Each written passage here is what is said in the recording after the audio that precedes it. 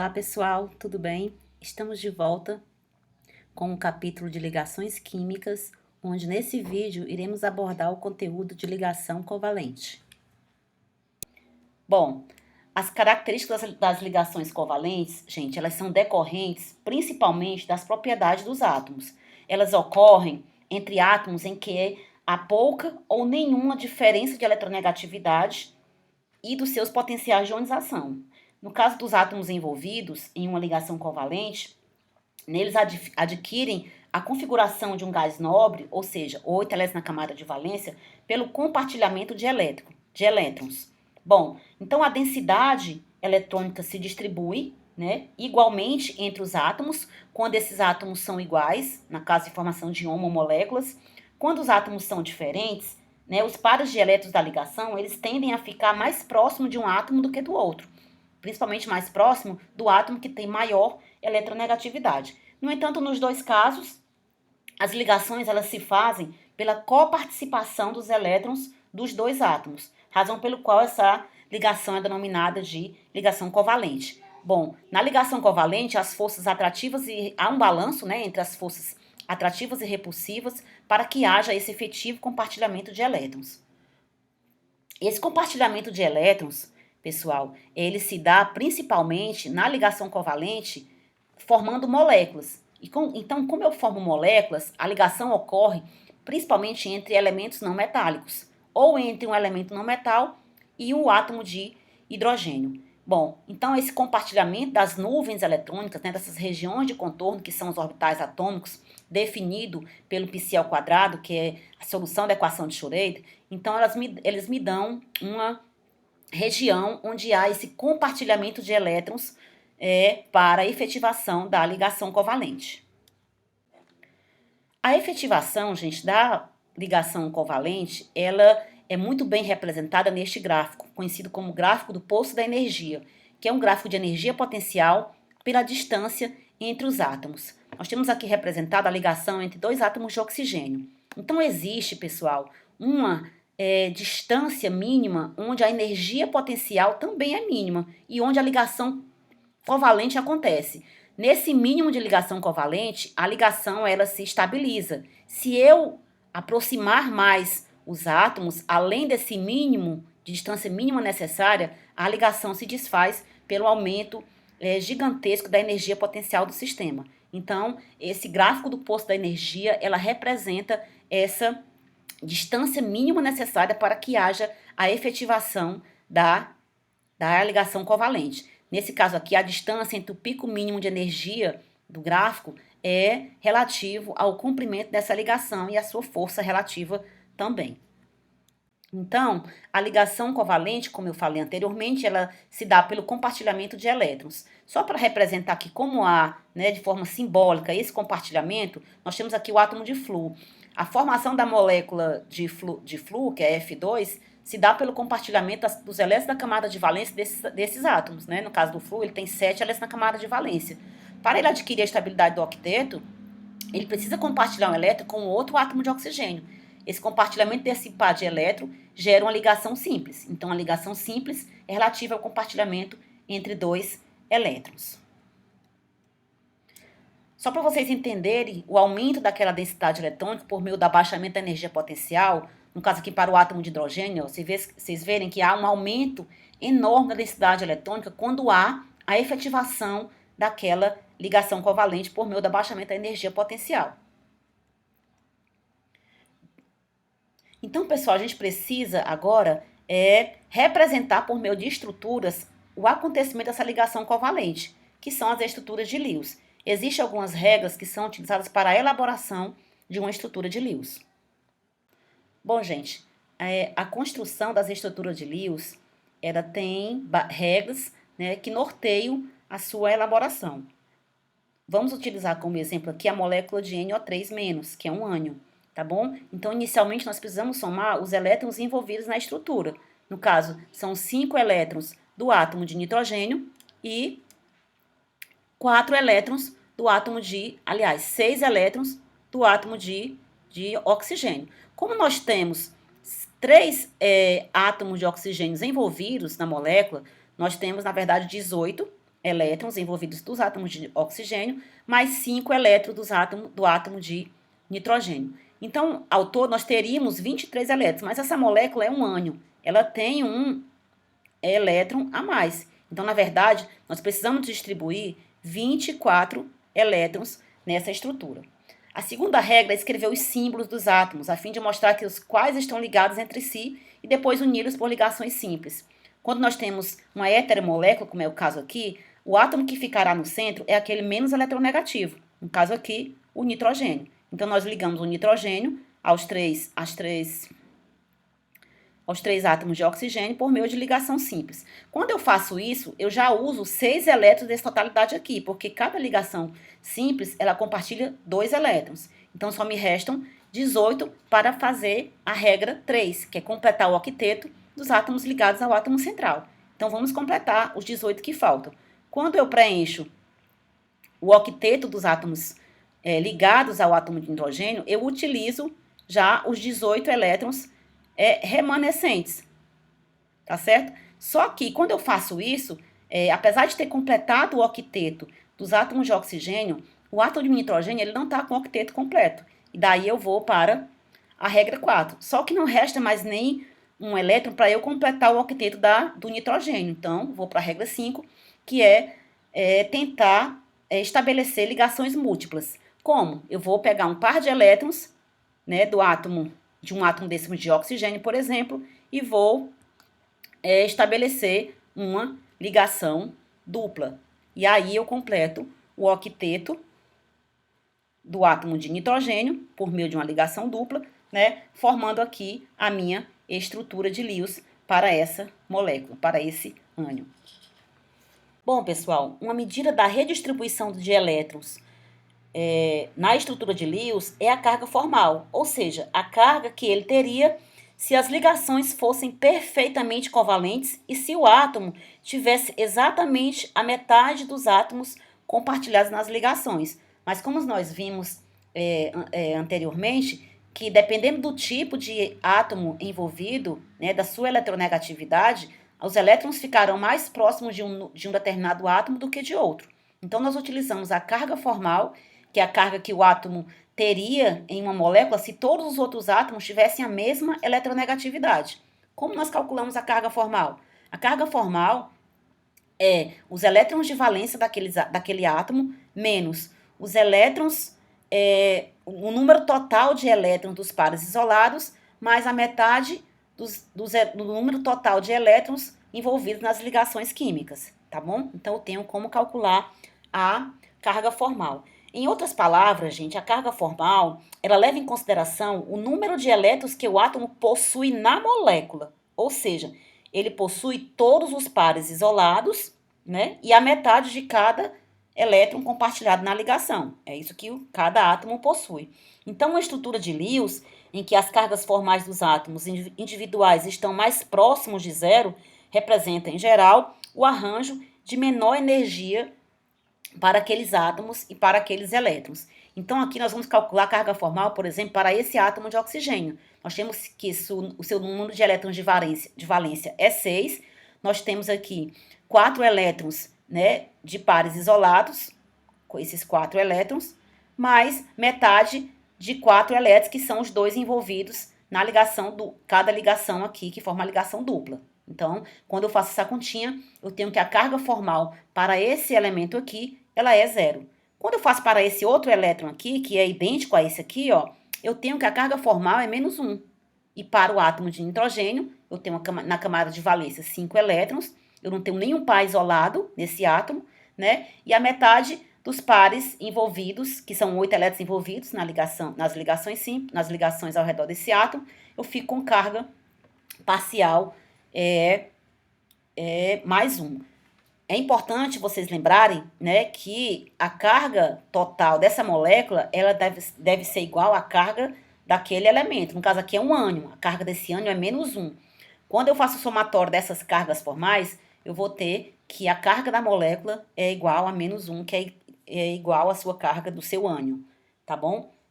Então, a carga formal ela é utilizada para prever se aquela molécula tem aquela estrutura de Lewis, ela está obedecendo os critérios de eletronegatividade daqueles átomos. Então, as cargas formais, né, e a atribuição dessas estruturas de Lewis corretas, elas têm alguns indicativos que nos ajudam a prever qual a estrutura é mais correta. Por exemplo, como eu falei anteriormente, a soma das cargas formais para uma espécie ela tem que ser igual a zero para elementos neutros. No caso do nosso exemplo, a carga formal de todas as espécies foi -1, porque se tratava de um ânion com carga -1. Para os cátions e ânions, a soma de todas as cargas deve ser igual às cargas, como eu falei anteriormente, né? Nosso exemplo. Cargas formais muito elevadas, elas não são plausíveis. Então, se você encontrar uma carga formal muito elevada, muito possivelmente a sua estrutura de Lewis está equivocada. Também cargas iguais em átomos adjacentes não são plausíveis, não é adequado, algo errado na sua estrutura de Lewis. E cargas opostas também em átomos adjacentes não é também adequado, né? Quando vocês encontrarem essas duas situações, revejam a estrutura de Lewis de vocês, que certamente há algum equívoco. E também cargas formais em desacordo com a eletronegatividade do átomo. Por exemplo, você colocar uma carga +1 em um átomo de flúor, que é um átomo extremamente eletronegativo. Então, certamente a sua estrutura de Lewis ela está incorreta. Outra propriedade importante nas ligações covalentes é a polaridade dessas ligações.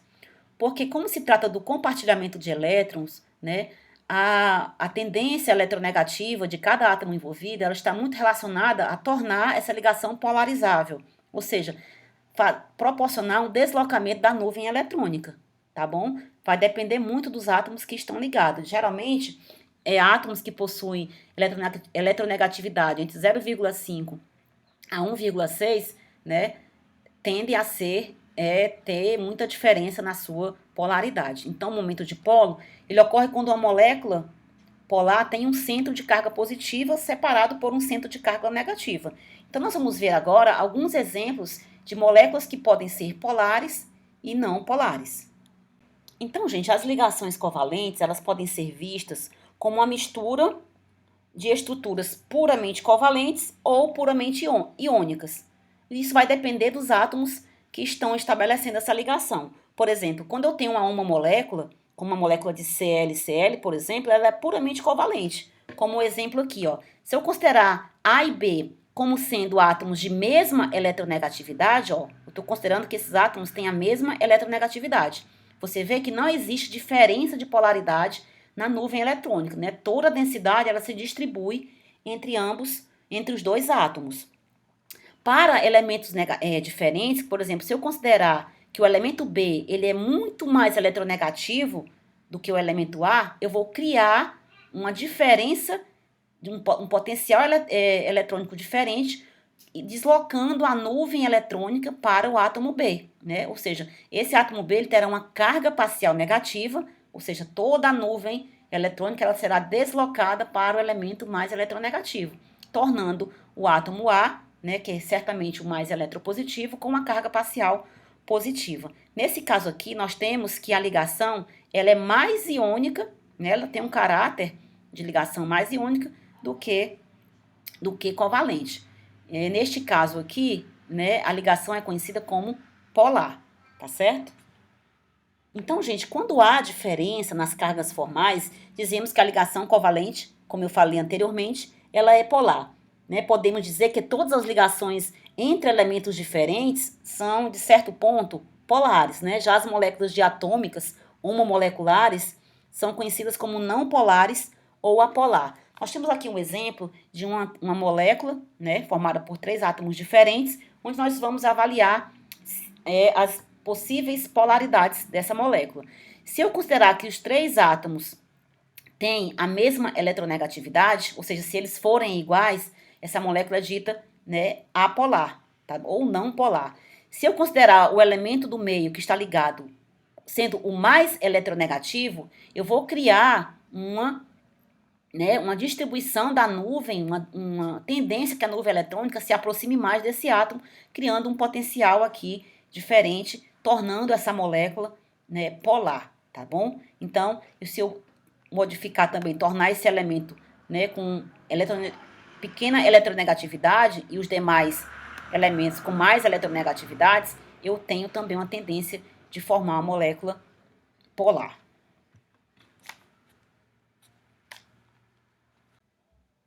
Então, como eu falei, essa polaridade ela está relacionada a essa densidade eletrônica em torno dos dois núcleos envolvidos na ligação. Para vocês verem aqui a diferença, ó.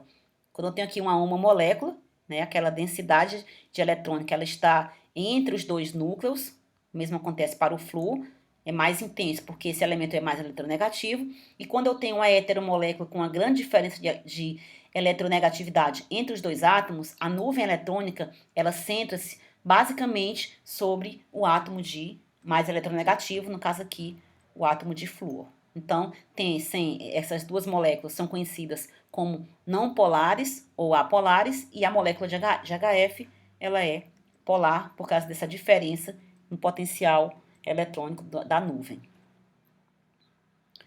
Outro conceito importante envolvido nas ligações covalentes é o seu comprimento, né, que também está relacionado com a entalpia dessa ligação, que a entalpia é a energia envolvida na formação e na quebra dessa ligação.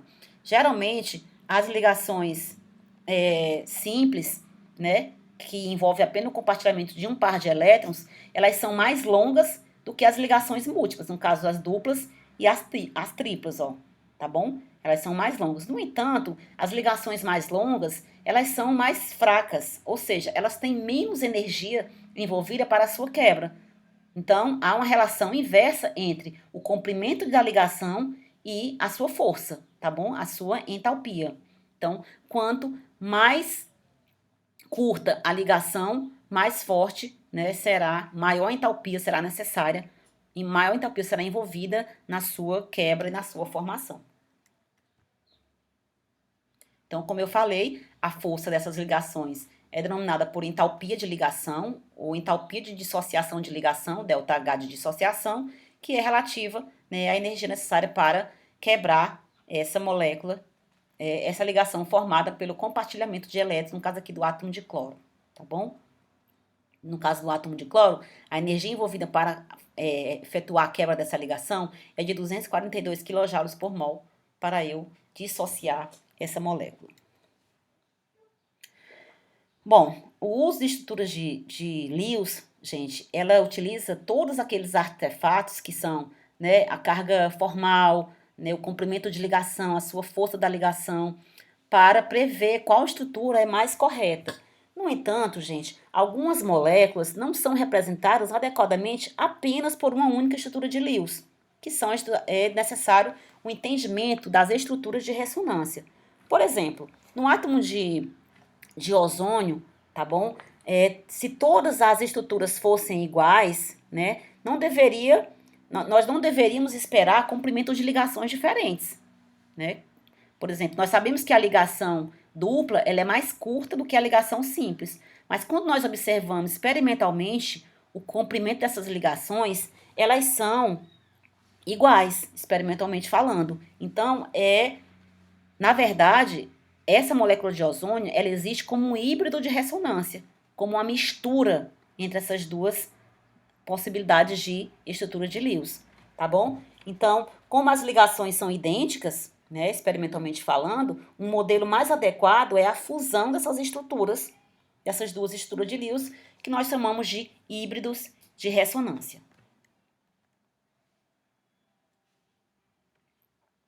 Então, gente, só para deixar bem claro que aqui não é uma transição entre duas estruturas, tá?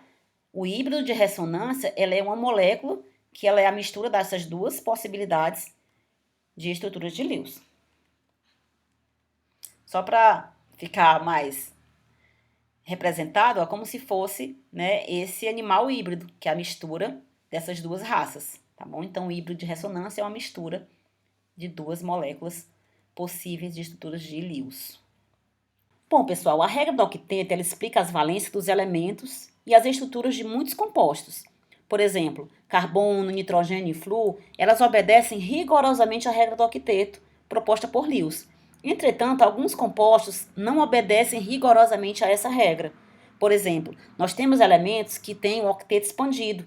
O átomo central da molécula, no caso aqui o fósforo ou o flúor, eles têm orbitais D vazios, né? Então eles podem acomodar 10, 12 ou até mais elétrons na sua camada de valência expandida, né? Conhecido como octeto expandido, porque esses elementos eles possuem orbitais B de tão baixa energia, né, que eles participam dessa densidade eletrônica, no caso, para compartilhar os elétrons.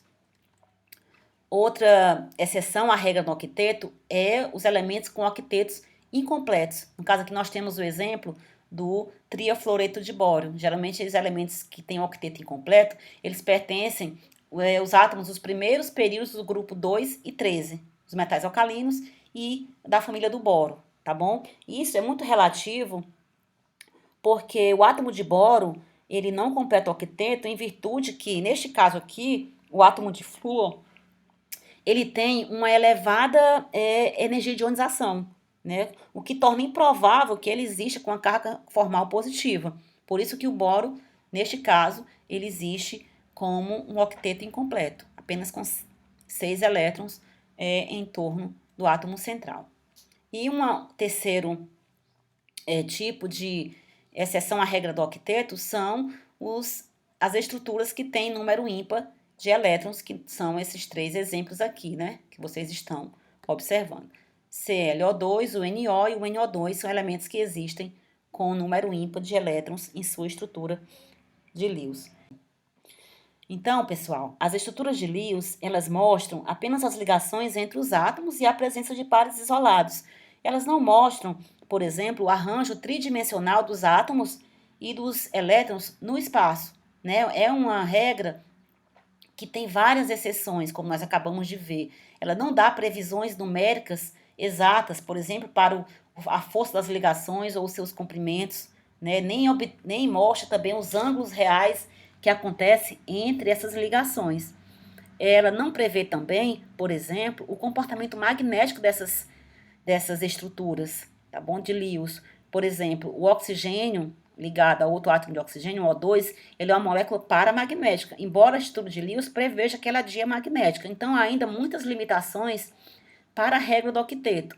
Essas limitações, elas serão mitigadas, né, com a previsão de uma nova teoria, que nós veremos no próximo vídeo, que é a teoria denominada de repulsão do par de elétron no nível de valência, que será conteúdo, assunto do nosso próximo vídeo.